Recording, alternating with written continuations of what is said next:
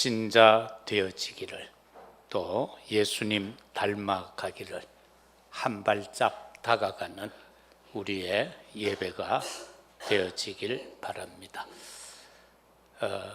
인간은 스스로가 지혜롭다라고 생각합니다.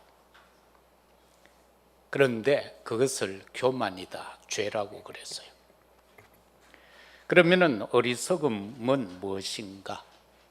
하나님을 인지 못하는 것, 하나님에 관하여, 그리스도에 관하여, 성령에 관하여 알지 못하는 것이 어리석음이다. 창세기 3장에서도 보면은 아담 하와는 창조주 하나님, 절대 주권자 하나님의 말씀으로 받지 못했어요. 그냥 하나의 소식으로만 받은 거예요. 그렇기 때문에 동산 중앙에 있는 선악을 알게 하는 실과는 따먹지 말라고 했음에도 불구하고 사단이 와서 속일 때에 거짓말하는 놈이 속였어요. 그런데 거기에 넘어가서 따먹어 버렸어요. 말씀을 불순종했다는 거죠. 이게 어리석음입니다. 창세기 6장에서 보면은 하나님의 은혜를 저버리고 오직 인간관계에만 열중한 시대의 사람들의 모습이 나옵니다. 네피림을 통하여서 일어나는 많은 사회적 문제, 윤리 도덕적 문제들이 제기되어지고 있습니다. 거기에는 사사기 마지막 절에 나오는 말씀처럼 인간들이 자기 소견대로 살아가는 모습입니다. 자기 소견대로, 자기 뜻대로, 자기 계획대로, 자기 방법 계획으로 살아갑니다. 그러나 하나님은 그들에게 노아를 통하여서 방주 만드는 기간 동안에 유예 기간을 둡니다. 회개하라고 말입니다. 그러나 노아가 120여 년에 걸쳐서 방주를 짓는 동안에도 외침이 있었지만은 그 말씀을 받지 못하고 결과적으로 홍수를 만나서 다 죽어버렸다. 참 어리석습니다. 그런가 하면은 하나님과 연합하지 아니하고 인간끼리 하나 되어져서 탑을 쌓아 하나님께 도전하는 모습이 나옵니다. 결과적으로 그것은 우상 숭배이지요. 그런데 하나 되면은 뭔가 이룰 줄 알았는데 한순간에 다 무너져 버렸습니다. 이게 하나님을 알지 못할 때에 나타나는 어리석음입니다. 그런가 하면은 요한복음 13장 오늘 2절에서 보면은 마귀가 벌써 시몬의 아들 가룟 유다의 마음에 예수를 팔려는 생각을 넣었더라. 이게 사단에게 장악된 자의 모습입니다. 마태복음 12장 28절 29절에도 보면은 악한 자가 침투를 하죠. 그러면은 그를 이기려고 하면은 더 강한 자가 되어야만 이길 수 있습니다. 그리고 무언가 취해야 할 것을 늑탈하고자 할 때는 강한 힘이 있어야 되는 겁니다. 고린도후서 10장 4, 5절에서도 보면은 견고한 요새 진을 만들어 놓고 인간을 장악해가는 사단의 모습이 나옵니다. 그런데 하나님은 그것을 깨트리라라고 말씀하고 계십니다. 그러면은 오늘 이 어리석음을 일깨우는 겸손의 모범이라는 말씀을 가지고 몇 가지를 살펴보겠습니다. 먼저는 무엇이 어리석음인가? 성경에는 시편 14편 1절과 53편 1절은 이렇게 말씀하십니다. 어리석은 자는 그 마음에 이르기를 하나님이 없다 하도다. 그런데 이 하나님이 없다 하는 어리석은 자들을 하나님은 이렇게 표현합니다. 그들은 부패하고 그 행실이 가증하다. 하나님이 없다 하는 사람들의 모든 행위는 가증하다라는 겁니다. 다시 말해서 속이고 있다는 거죠. 자기의 본심과 진심을 속이고 하나님께로부터 받은 우리의 본 마음이 있을 겁니다.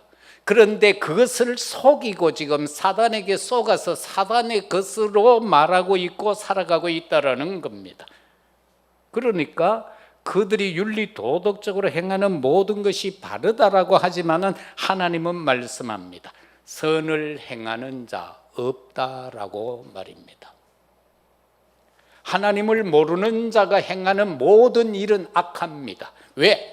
악 속에서 행하는 거기 때문에 그러합니다. 그러나 우리는 때로는 실수하고 약하고 부족하지만은 우리는 예수 그리스도로 말미암아 깨끗함을, 의롭다함을 입었기 때문에 우리의 약함은 약함이 아닙니다. 우리의 더러움은 더러움이 아닙니다. 왜? 예수께서, 하나님께서 기억하지도 아니하시고 도말하시겠다라고 약속하셨기 때문에 그렇습니다. 그런가 하면은 복음과 사랑이 없는 자를 가리켜서 어리석은 자다. 고린도 전서 1장 23절 이하에서는 우리는 십자가에 못 박히신 그리스도를 전하니 유대인에게는 거리끼는 것이요 이방인에게는 미련한 것이다. 그런데 부르심을 받은 자들에게는 유대인이건 헬라인이건 상관없다. 그리스도는 하나님의 능력이요 그리스도는 하나님의 지혜이다. 그래서 하나님의 어리석음이 사람보다 지혜롭고 하나님의 약하심이 사람보다 강하니라. 그래서 저와 여러분은 어찌됐건 무조건 하나님을 믿어야 하는 겁니다. 많은 사람들은 기도를 한참 하다가 응답 안 되면 낙심하잖아요. 그럴 필요 없습니다.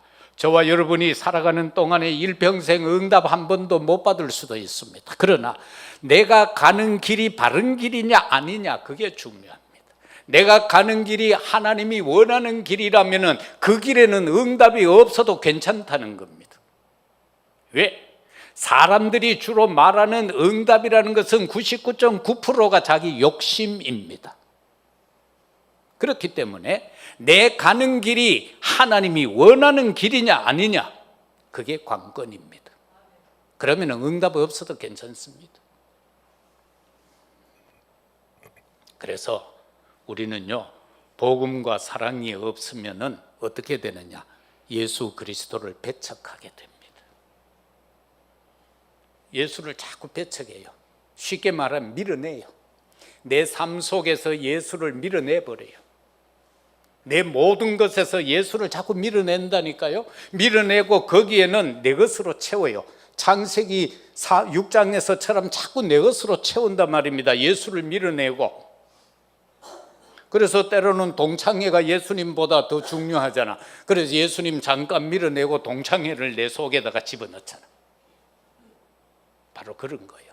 별것 아닌 것 같은데 이 사소한 것으로 인해서 우리는 자꾸 예수님을 나는 아니야, 나는 예수님 배척한 적 없어 라고 하는데 거의 대다수의 내 삶이 예수를 배척하는 삶인 거예요. 그리고 어리석음이 뭔가? 자리다툼입니다.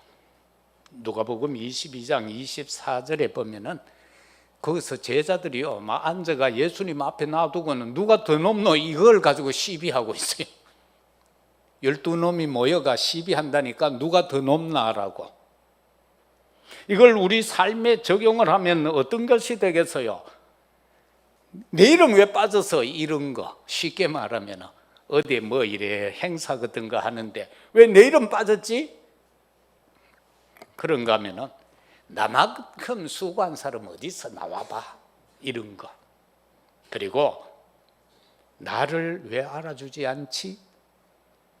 내 알아주지 않는다고 요만한 마음이라도 생각났다면 그 순간 나는 정신병자예요. 정신병자들은 다 거기에 잡혀 있어요. 왜 사람들이 나를 안 알아주지? 왜 남편이 나를 안 알아줘? 왜 아내가 왜 나를 안 알아줘? 우리 아버지 엄마가 왜 날 안 알아주지? 저놈의 자식들 고생해서 키워놨더니 왜 나를 안 알아주지? 이건 정신병에서 오는 거다. 그래서 저와 여러분은 이런 자리 다툼 안 해야 돼요. 예수님 앞에 다툴 게 뭐가 있어요? 허물과 죄로 죽었는데, 그런 나를 살려놨는데, 어디에 이름 있으면 어떻고 없으면 어때요? 내 자리가 높으면 어떻고 낮으면 어때요? 남이 알아주든 안 알아주든 내가 하나님 앞에서 살면 되지, 그게 뭔 상관입니까? 그 다음에는 종교생활입니다. 마태복음 6장 5절에서 8절에 보면 외식하는 자의 기도에 대해서 말씀합니다. 그 외식하는 자들, 유대인들이 어떻게 바리새인들하고 기도했노 하면은 저 병원 사거리 같은 데 탁 가가 거기서 막 손들고 기도합니다. 주여, 나는 10의 1조를 드렸고 10의 2조를 드렸고 나는 일주일에 금식을 이틀 했고 하면서 막 뭐를 풀어 헤쳐놓고는 남이 보면 꼭 금식한 사람같이 보이도록 해가 외쳤어요. 그런데 주님은 그들을 향하여 이렇게 말씀합니다. 이미 상을 받았다. 너는 이미 상을 받았다. 그리고 말씀합니다. 은밀한 중에 기도해라. 골방에서 기도하라. 그 말은 뭡니까? 세상하고 단절하고 하나님과만 안테나를 맞추고 기도하라는 거예요. 그리고는 구하기 전에 그런 사람들은 이렇게 은밀한 중에 기도하면은 구하기 전에 하나님이 아신다라고 했어요. 다시 말하면 내 사정과 형편을 다 아신다는 겁니다.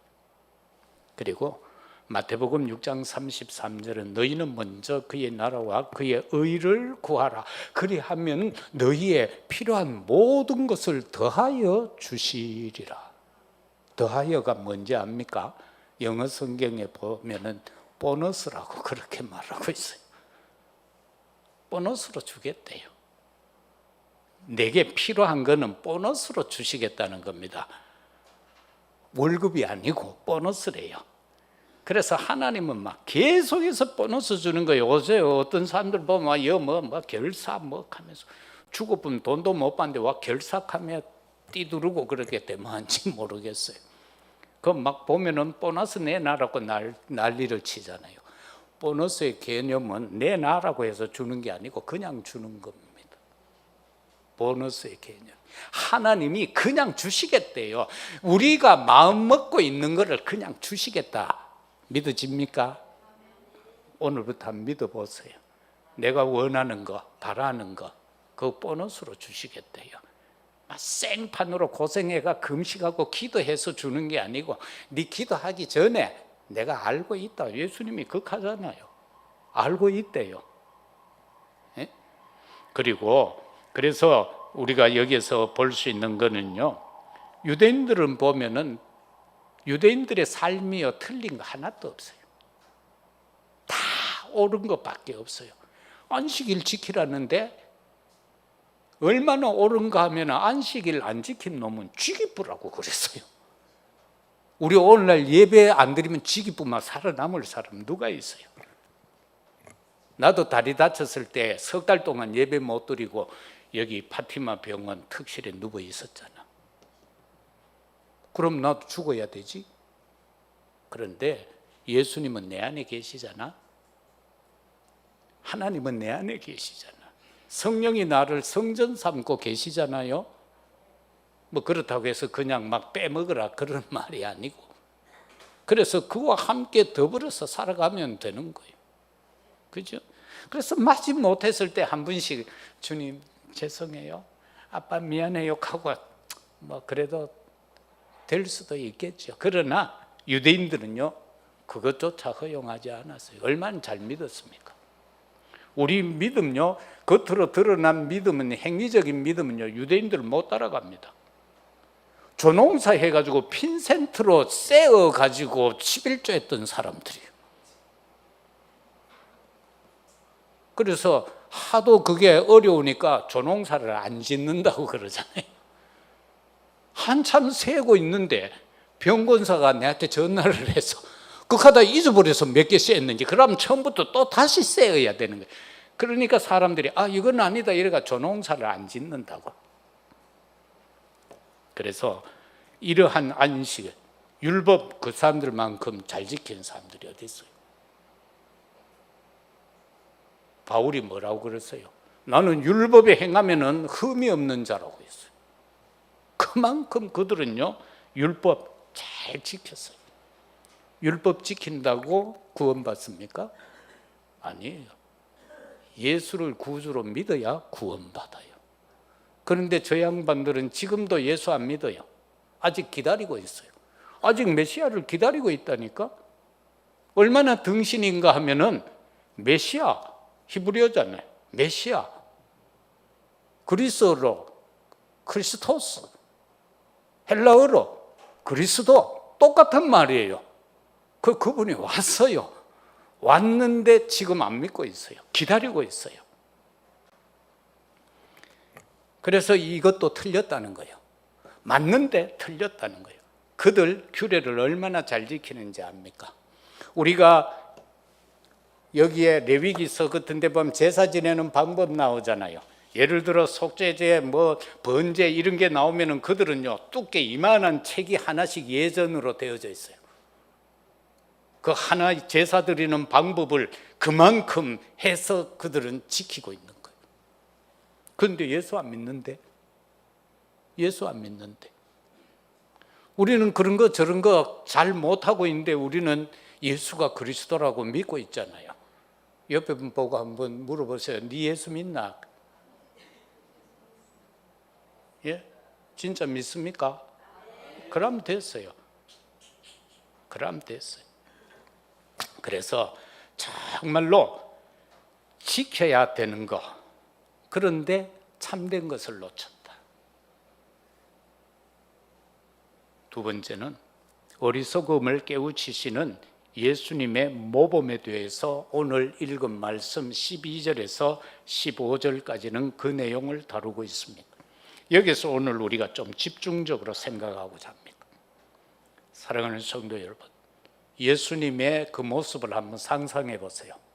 쉽게 생각하면은 이재명이가 청와대에서 장관 20명을 모아놓고 지금 허리에 수건 두르고 지금 제자들 발 씻어주는 거 상상 한번 해보세요. 그거 떠나서 오늘 신랑께서 집에 가면은 아내분 발을 씻어준다.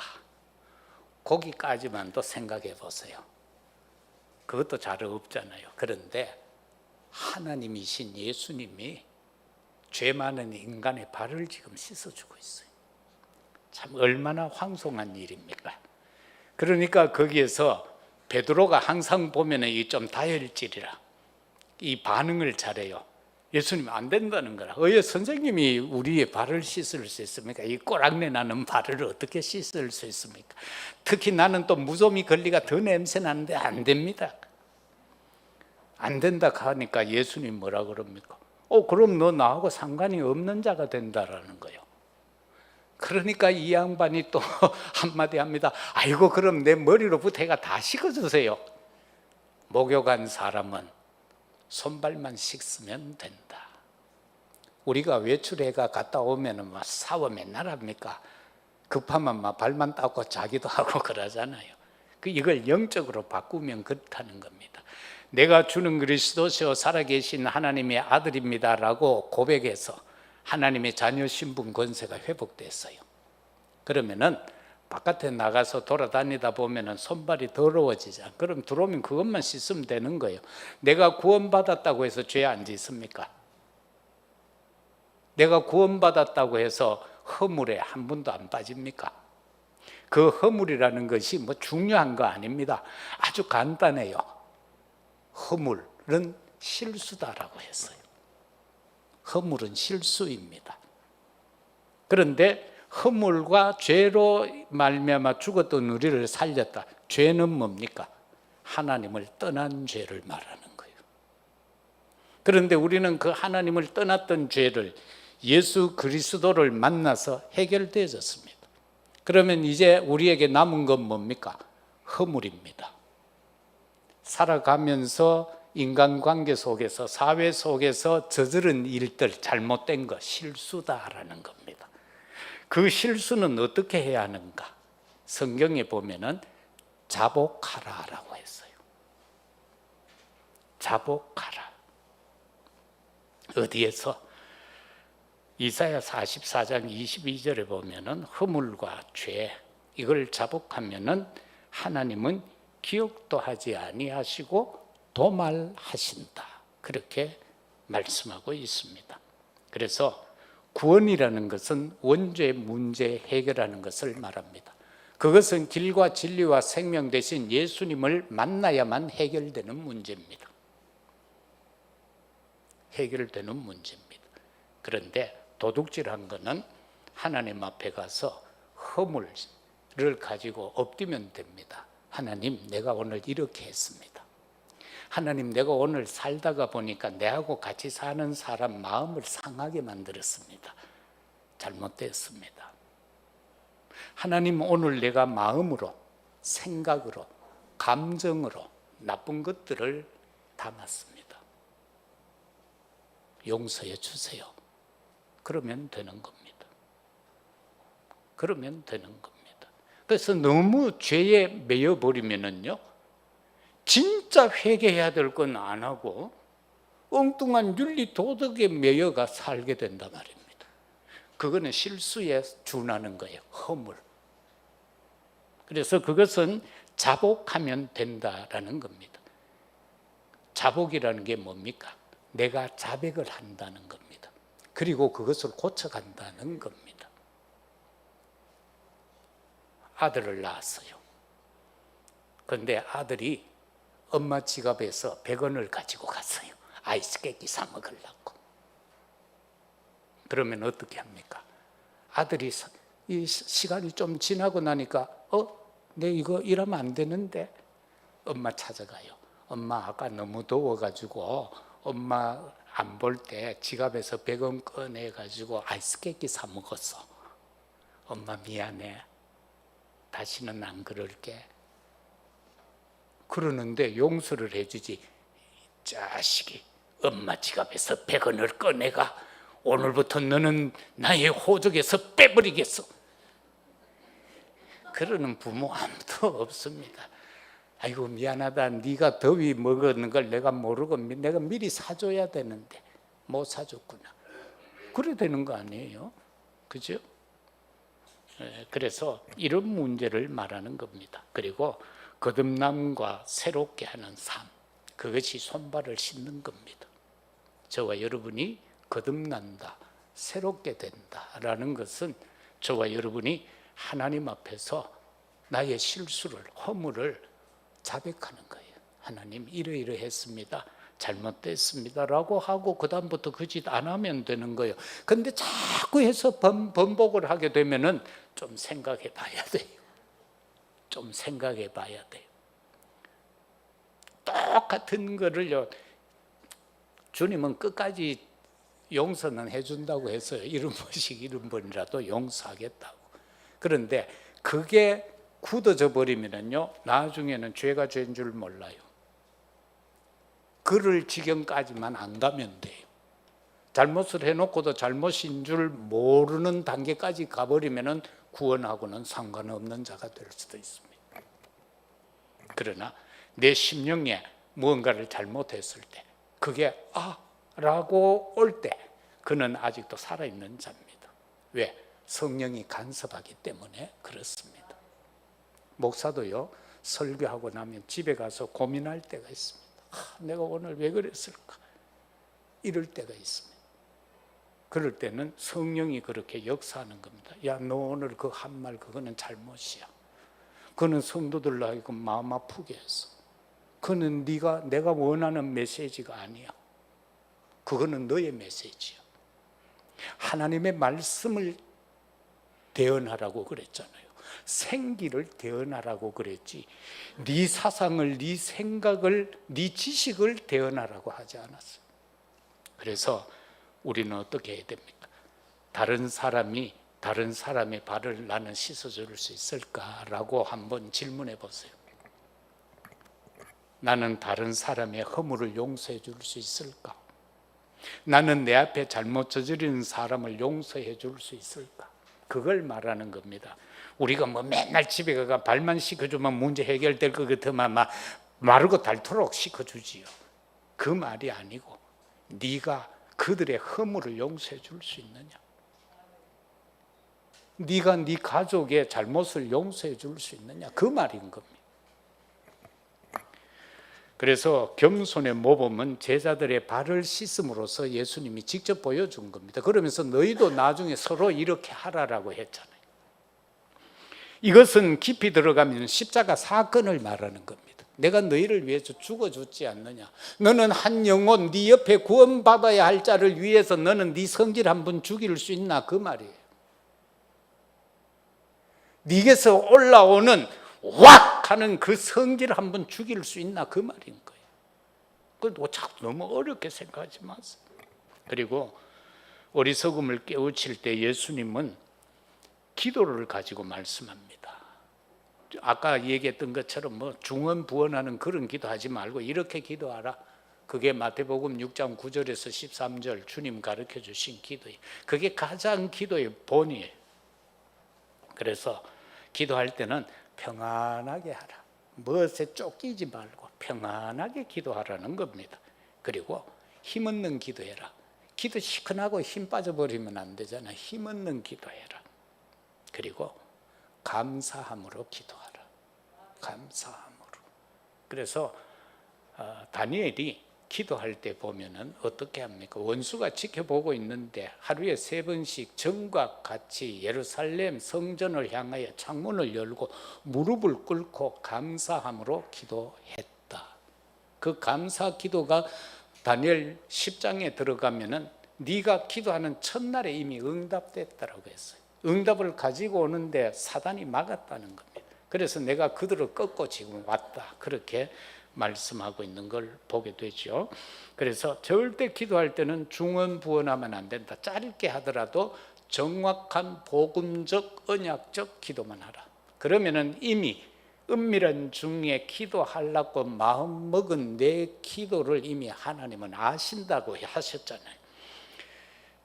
그래서 저와 여러분은요, 신명기 6장 4, 9절에서처럼 하나님의 말씀이 우리에게 진짜 각인되어져야 돼요. 그리고 뿌리 내려지고 체질되어져야 돼요. 그래서 앉아있든 서있든 어디를 걸어가든 간에 그 말씀 기억하라고 했죠. 그리고 대문 안에도 기록하고 바깥에도 기록하라는 겁니다. 그거는 왜냐하면은 남들이 보고 예수를 알도록 하라는 겁니다. 내 문 밖에, 대문 밖에 기록하라는 거예요. 아, 저 집은 예수 믿는 집이다. 저분들 보니까 예수 믿는 사람이네. 그렇게 하라는 겁니다. 제 허물을 하나 얘기하겠는데, 우리 옆집에는 혼자 사시는, 이 양쪽 다 수술을 하고 혼자 사시는 아주머니가 계세요. 그분이 이사를 와서 저를 이렇게 만나고 여러분 사모를 만나니까 야, 우리 아파트에 이런 분들이 살고 있네 싶었대요. 그래서 동네가 조금 지금은 낙후됐거든. 옛날에는 대통령도 살고 하던 동네인데 지금은 좀 많이 낙후돼졌어요.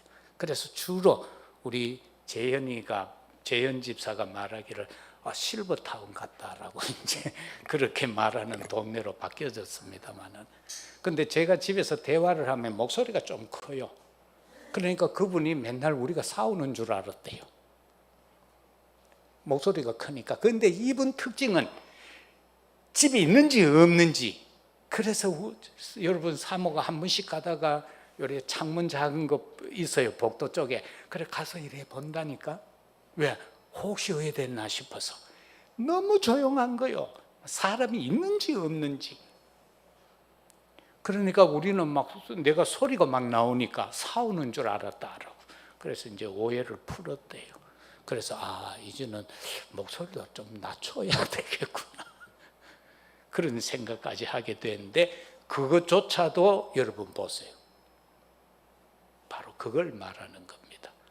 우리가 대문 밖에도 하나님의 말씀을 기록하라는 것은, 그런 인간관계 속에서 진짜 맨날 싸우는 집 같으면 예수 믿는다고 전도하면 그게 되겠어요? 안 되잖아요. 그래서 사소한 것까지도 우리는 좀 신경을 쓰셔야 된다. 그 다음에는 어리석음을 깨우치시는 예수님의 모범은 말씀 묵상하라는 겁니다. 시편 1편에서도 복 있는 사람은 여호와의 말씀을 주야로 묵상한다. 그 사람들의 상태를 말하죠. 시냇가에 심은 나무, 시절을 쫓아 과일을 맺고, 그렇지 못한 자는 바람에 나는 겨와 같다. 그렇게 말씀하고 있는 부분을 우리가 보게 됩니다. 그리고 히브리서 4장 12절은 하나님의 말씀만이 치유할 수 있다라고 말씀하고 있잖아요. 어떤 날선 양면, 날선 검보다 예리해서 혼, 영, 심령, 골수까지도, 관절까지도 찔러 쪼개고 남음이 있다. 그렇게 말씀하고 계시죠. 사도행전 20장 32절에서 보면은 말씀이 든든히 세운다라고 했어요. 저와 여러분을 하나님의 말씀이 든든히 세우는 거예요. 그래서 묵상하라는 거예요. 그래서 주야로 말씀을 기억하라는 거예요. 그 말씀을 우리의 마음, 생각, 이 모든 것에 각인을 시키라는 거예요. 왜? 말씀만이 우리를 든든히 세울 수 있기 때문에 그렇습니다. 그 다음에는 기도에 대해서 가르칩니다. 기도 24하라는 겁니다. 마가복음 9장에 보면은 예수님이 어디 가셨는데 예수님이 안 계실 동안에 제자들에게 물불 뛰어드는 아이를 가진 부모가 찾아왔어요. 그래서 예수님 제자들 보고 고쳐달라고 그러잖아요. 근데 암만 해도 안 되거든. 근데 왜 예수님이 오셨어요? 선생님, 왜 우리는 안 됩니까? 라고 할 때에 주님 하신 말씀이 기도 이외에 이런 유가 나갈 수 없다라고 했어요. 흑암사단 저주의 세력은요, 기도의 능력으로 꺾어야 됩니다. 나의 삶의 현장에, 내 주변에 이 모든 어둠의 세력은 우리 모두가 정말로 언약 가진 기도로서 물리쳐야 합니다. 그리고 예수님 본을 보이십니다. 전도와 선교에 대한 것을 말씀합니다. 이사야 60장 1, 3절이죠. 일어나 빛을 발해라. 우리가 복음 전하는 이유가 있습니다. 그 이유는 딴 거 아닙니다. 어둠과 세상이 사람과 세상을 완전히 덮어버렸다는 겁니다. 어둠과 캄캄함으로. 그렇기 때문에 우리는 일어나 빛을 발하라. 이 빛을 발하는 망대를 세워서 이 항구의 입구에 등대가 있어서 먼 바다를 향하여 돌잖아요. 그러면은 배들이 옛날에는 그걸 보고 들어온다라는 겁니다.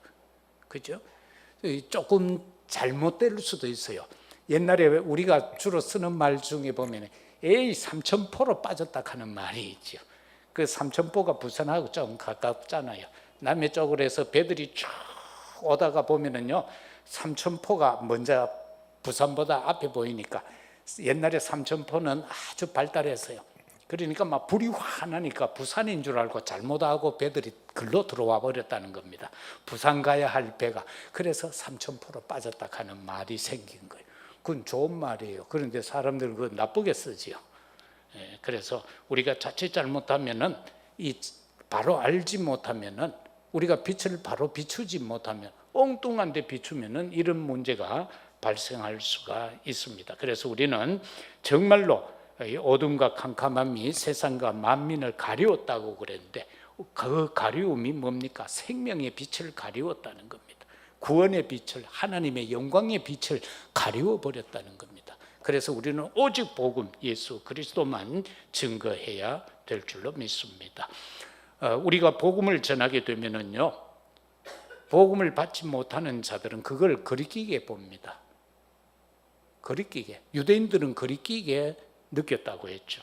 그런데 헬라인들은 그걸 미련하게, 불신자들은 미련하게 보는 거예요.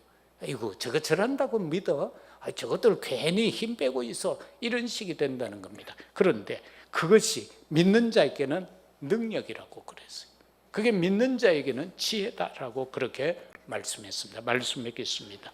우리의 복음 누림과 실천입니다. 이웃을 네 몸같이 사랑하라라고 했습니다. 우리 자신들에게 질문해 보세요. 나는 과연 이웃을 내 몸과 같이 사랑할 수 있을까 말입니다. 지금 세상의 사람들은 모두가 마음의 병에 걸려 있습니다. 많은 사람들이 불치병에 걸려 있습니다.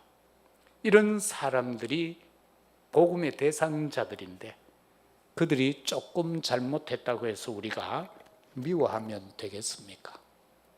다 복음 받아야 할 대상인데, 구원받아야 할, 우리가 전도해야 될 대상인데 그들을 미워하면 안 됩니다. 불쌍히 여겨야 합니다. 긍휼히 여기는 마음 속에서 긍휼의 역사가 나타나지게 되는 겁니다. 그래서 여기서 예수님은 섬김을 말씀합니다. 어떻게 섬기라고요? 말씀과 기도와 전도로 섬기라는 겁니다. 막 바꿔다 주고 뭐 해주고 그렇게 하라는 게 아니고 말씀과 기도와 전도로 섬기라. 그리고 사랑하라라는 겁니다. 마태복음 22장 37절 이하에서는 사랑을 하되 예수님이 원했던 사랑은 이겁니다. 마음과 목숨과 뜻을 다해서 주 너의 하나님을 사랑하라. 이것이 첫 번째 계명이며 두 번째 계명은 네 이웃을 네 자신같이 사랑하라. 이것이 율법과 선지자의 강령이다. 꼭 지켜야 할 것이다. 그렇게 말씀하고 있습니다. 그러면서 갈라디아 5장 14절과 15절에서는 네 율법의 완성에 대해서 말씀합니다. 우리는 자꾸 율법에 잘못 매여가지고 우리 자신들을 오도해요. 다른 사람을 막 비난하고 판단하고 그렇게 하죠. 그런데 율법의 완성은 네 이웃 사랑하기를 네 자신같이 하라. 서로 물고 먹으면은 피차 멸망한다. 사단에게 속아가지고 피차 멸망의 길로 달려가는 것이 지금 이 지구상의 모든 관계입니다. 우리는 이것을 초월할 수 있어야 됩니다. 이것을 넘어설 수 있어야 됩니다. 그래서 서로 사랑하는 방법은 뭡니까? 같이 슬퍼하고요. 같이 울어줄 수 있어야 되고 같이 아파할 수 있어야 되고 같이 기뻐할 수 있어야 된다. 제가 이 말씀을 준비하면서 이 말씀을 이렇게 써놓고 지난 날을 회상해 봤어요. 내가 몇 가지를 놓쳤구나 이런 게 나오더라고요. 제가 처음 개척했을 때는 아픈 사람이 있으면 그 사람의 질병에 그걸 봐서 내가 금식을 했어요. 요 분을 위해서는 3일, 요 분을 위해서는 일주일. 그래서 최고 20일까지 기도해 봤어요. 금식을요. 그 아픔에 동참해 보려고 그렇게 했었는데 지금은 그게 사라졌다. 그렇다고 해서 잘못된 것만은 아닙니다. 그때에 확실히 몰랐던 오직 복음, 오직 예수 그리스도를 다시 붙잡았으니까요. 이제는 이게 모두에게 전달되도록 우리의 삶을 살아야 됩니다. 이게 안 되면 안 돼요. 그러나 실제 삶에서 우리가 작게라도 생각해야 되는 것은 같이 슬퍼하고 같이 아파하고 같이 기뻐하는 그 삶도 있어야 된다. 그러면은 실천은 뭐냐라고 할 때에 우리가 주기철 목사님은 복음을 위하여, 예수를 위하여, 그의 이름을 위하여 일사각오하신 분이죠. 하나님을 사랑하지 않고서는 그 모판 위를 걸어갈 수 없었을 겁니다. 끔찍하지 않습니까? 나무판에 대못을 박아놓고 그리로 걸어가라는 겁니다. 신사참배 안 하려면 그리로 걸어가라는 겁니다. 그리고 나중에는 어떻게 합니까? 배골마하는 자식들을 보여줍니다. 고생하는 아내를 면회시킵니다. 그러면서 신사참배 한 번만 하면은 평생 먹고 살게 해주겠다는 겁니다. 그런데 주기철 목사님은 내가 죽으면 죽는다. 우상숭배 못한다. 일사각오로 그 모판을 걸어가라고 했는데 갖다 되돌아와 버렸어요. 그래서 일본 순사들이 기절해버렸다. 그 나중에 믿는 자들이 나왔다. 그리고 손양원 목사님, 예수님 십자가의 사랑을 체험하지 못했다면 자기 아들을 죽인, 죽창으로 찔러 죽인 그 공산당을, 그 청년을 양자로 삼을 수 있었겠습니까? 이게 바로 우리가 복음의 누림과 실천입니다. 우리가 자칫 잘못 붕 떠버리면은 실제적인 삶에서 누려야 할 은혜와 실제적인 축복을 놓치고 산다. 그래서 부끄러움 가운데서 구원받을 수가 있다.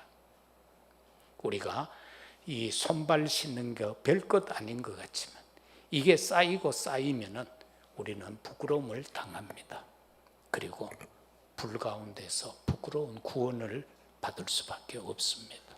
손발을 씻으라는 것은 너희가 상관없다 한 그 말씀은 너희가 이 땅에 사는 동안에 내가 허락한 모든 영육간의 축복을 누리고 살아라는 겁니다. 바로 그런 의미가 포함이 되어져 있습니다. 사랑하는 성도 여러분들, 한 주간 무더위 속에서 어리석음을 일깨우는 주님의 그 겸손한 모범 세족식을 생각하면서 우리가 참으로 복음의 증인으로 살아가는 우리 모두가 되시기를 예수 그리스도 이름으로 축복합니다. 아버지 하나님 감사합니다. 어리석음에서 벗어날 수 있도록 일깨워 주셔서 감사합니다. 이미 우리는 예수 그리스도를 신하고 고백함으로 죄에서 원죄에서 목욕함을 받은 자들입니다. 세상 사회 생활을 하면서 실수한 허물들 손발을 씻는 저희들이 되게 하옵소서. 아버지 앞에서 자복할 수 있는 용기를, 믿음을 허락하여 주옵소서. 그것이 쌓이고 쌓여서 부끄러움을 당하는 일이 없게 하옵소서. 그리고 하나님이 주신 참으로 누려야 할, 회복해야 할 축복을 상실하지 않도록 은혜를 베풀어 주옵소서. 감사합니다. 그리스도 되신 예수님 이름으로 기도드리옵나이다. 아멘.